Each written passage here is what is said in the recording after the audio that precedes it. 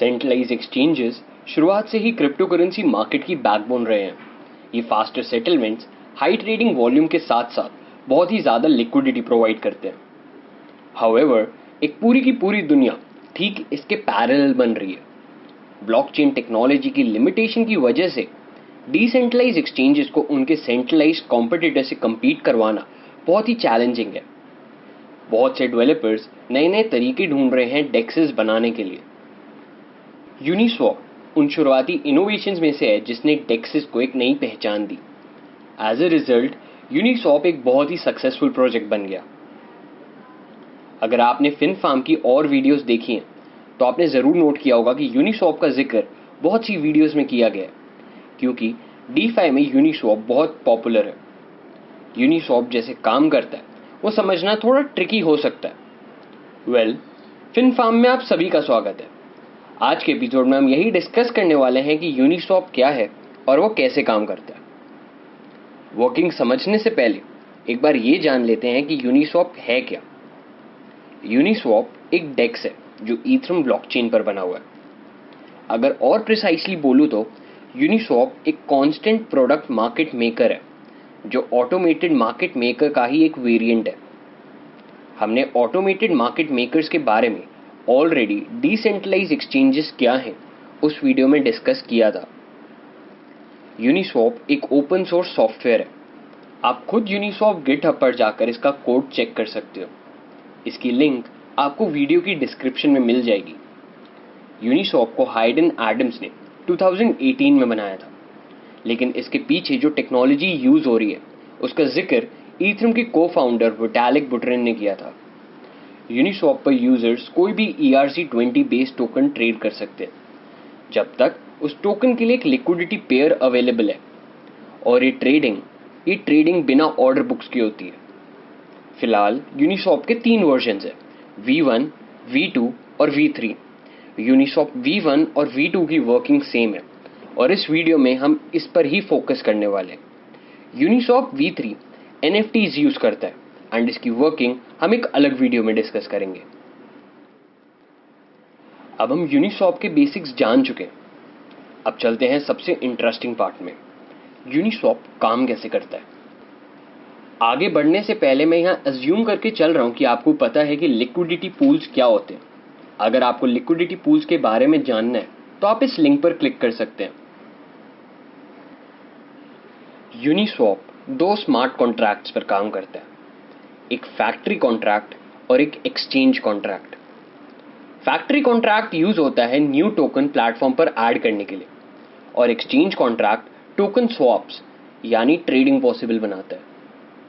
जो भी token Uniswap पर लिस्टेड होता है उसका अपना एक लिक्विडिटी पूल होता है। लिक्विडिटी प्रोवाइडर्स इन्हीं लिक्विडिटी पूल्स में लिक्विडिटी कंट्रीब्यूट कर सकते हैं। लिक्विडिटी प्रोवाइडर्स LPs यूनिस्वैप पर पेयर में लिक्विडिटी प्रोवाइड करते हैं।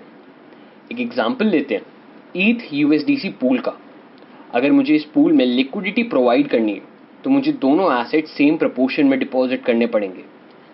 डिपॉजिट के टाइम पर एक ETH 1000 USDC के बराबर है, तो मुझे एक ETH के साथ साथ 1000 USDC भी डिपॉजिट करने पड़ेंगे। लिक्विडिटी प्रोवाइड करने पर LPs को लिक्विडिटी टोकन्स मिलते हैं जो उनकी पोजीशन उस पूल में रिप्रेजेंट करता है। सपोज मैंने एक ETH डिपॉजिट किया था और उस लिक्विडिटी पूल में टोटल 100 ETH है, तो मुझे 1% लिक्विडिटी टोकन मिल जाएगा। LPs को लिक्विडिटी प्रोवाइड करने पर ट्रेडिंग फीस भी मिलती है। यूनिस्वैप पर करंटली ट्रेडिंग फीस 0.3% है। ट्रेडिंग फीस एक्यूमुलेट होती रहती है। जब भी LPs लिक्विडिटी पूल को छोड़ते हैं तो अपनी प्रोवाइडेड लिक्विडिटी के साथ साथ अपने पोर्शन की ट्रेडिंग फीस कलेक्ट कर सकते हैं, और यूनिस्वैप उनके LP टोकन्स बर्न कर देता है। LPs इम्पर्मानेंट लॉस से एक्सपोज रहते हैं। इम्पर्मानेंट लॉस को हम अलग से डिस्कस करेंगे। यूनिस्वैप का सबसे इंपॉर्टेंट एलिमेंट है कि ये कैसे टोकन्स के प्राइस फिक्स करता है।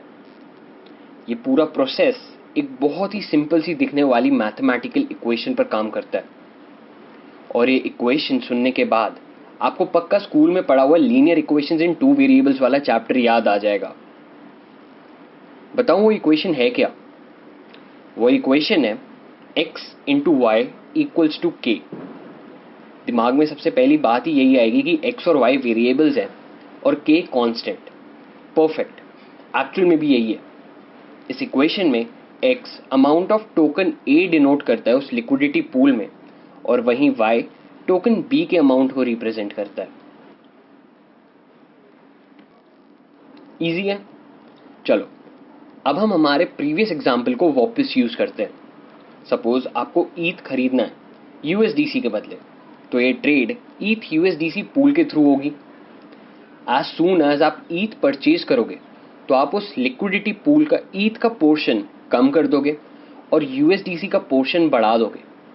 ओके, अब हमारी इक्वेशन क्या कह रही थी कि K हमेशा कांस्टेंट रहेगा, तो ईथ का प्राइस इंक्रीज हो जाएगा ताकि K कांस्टेंट रहे। अल्टीमेटली ईथ का प्राइस उस पर डिपेंड करता है कि कोई भी गिवन ट्रेड x और y के बीच का रेशियो कितना शिफ्ट कर देती है, और यही वो मैकेनिज्म है जो प्राइस डिटरमाइन करता है। अगर आपको लॉजिक समझ आ गया है तो आप यूनिस्वैप की प्राइसिंग एल्गोरिदम समझ चुके हो। सिर्फ यूनिस्वैप की ही नहीं, जो भी dex constant product market maker use करते हैं उन सब में प्राइस ऐसे ही तय किया जाता है। अब इसको नोट जरूर करना, अगर हम x और y का ग्राफ प्लॉट करें तो वो लीनियर नहीं होगा, वो कुछ ऐसा दिखेगा। सोचने वाली बात अब ये है कि जितना बड़ा ऑर्डर होगा वो ट्रेड x और y के रेशियो को उतना शिफ्ट कर देगी, यानी बड़ा ऑर्डर एक्सपेंसिव होगा छोटे ऑर्डर्स के मुकाबले। जितना बड़ा लिक्विडिटी पूल होगा उतने ही लार्ज ऑर्डर प्लेस हो पाएंगे।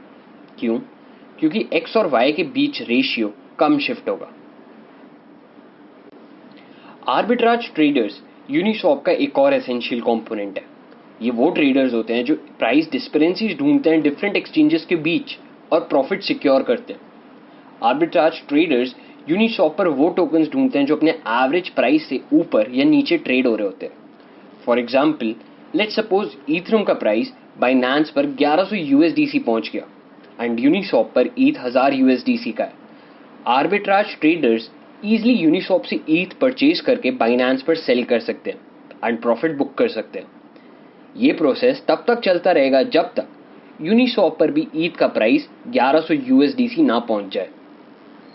ऑटोमेटेड मार्केट मेकर्स और आर्बिट्राज ट्रेडर्स की ये पार्टनरशिप ही है जो यूनिस्वैप जैसे एक्सचेंजेस का प्राइस मार्केट प्राइस के साथ रखता है। अभी तक हमने यही बात करी कि यूनिस्वैप पर प्राइस चेंज कैसे होता है या फिर प्राइस मार्केट प्राइस के साथ लिंक्ड कैसे रहता है। चलो अब मेरा एक क्वेश्चन आपसे है, यूनिस्वैप पर किसी भी टोकन का इनिशियल प्राइस कैसे सेट होता है? मतलब वो प्राइस जिस पर सबसे पहली ट्रेड हुई होगी। मैं इसका आंसर वीडियो के एंड में दूंगा, तब तक आप खुद इस क्वेश्चन का आंसर सोचो। अब बस हमारा एक लास्ट टॉपिक बच गया, uni tokens. Uni tokens Uniswap के गवर्नेंस टोकन्स है। इनके होल्डर्स यूनिस्वैप कम्युनिटी में कोई भी चेंज प्रपोज कर सकते हैं और उस पर वोटिंग कर सकते हैं। अगर वो प्रपोजल कम्युनिटी एक्सेप्ट करती है तो उसे इंप्लीमेंट किया जाता है। 400 यूनी टोकन्स हर एक कम्युनिटी मेंबर को फ्री में दिए गए थे। अगर आपने भी यूनिस्वैप सितंबर 2020 से पहले एक बार भी यूज किया तो आप भी वो 400 यूनी टोकन्स क्लेम कर सकते हो। और ये वीडियो बनाते टाइम एक यूनी टोकन 3000 रुपए के अराउंड ट्रेड हो रहा है। वीडियो के बीच में मैंने आपसे एक क्वेश्चन पूछा था कि कैसे यूनिस्वैप पर किसी भी टोकन का इनिशियल प्राइस सेट होता है। कोई भी लिक्विडिटी प्रोवाइडर जब कोई नया लिक्विडिटी पूल बनाता है वही इनिशियल प्राइस सेट करता है। कैसे? क्योंकि उसके पास K की वैल्यू डिफाइन करने की अपॉर्चुनिटी होती है। लिस्ट होने के बाद प्राइस मार्केट फोर्सेस कंट्रोल करती है, लेकिन इनिशियल प्राइस हमेशा लिक्विडिटी प्रोवाइडर सेट करता है। फॉर एग्जाम्पल, यूनिस्वैप पर जो पहला लिक्विडिटी प्रोवाइडर था ईथ डाई पूल का, उसने पूल में 2 नवंबर 2018 को 30 ईथ और 5900 डाई डिपॉजिट करे थे। मतलब इनिशियल प्राइस एक ईथरम के लिए 196.67 डाई था। आई होप आपको समझ आ गया होगा कि यूनिस्वैप क्या है और वो कैसे काम करता है। अगर आपको कोई भी डाउट है तो आप कमेंट सेक्शन में पूछ सकते हैं। मैं यूनिस्वैप की डॉक्यूमेंटेशन की लिंक डिस्क्रिप्शन में ऐड कर दूंगा, आप उसको भी गो थ्रू कर सकते हो। अगर आपको ये वीडियो पसंद आई है तो don't forget to like, share and subscribe.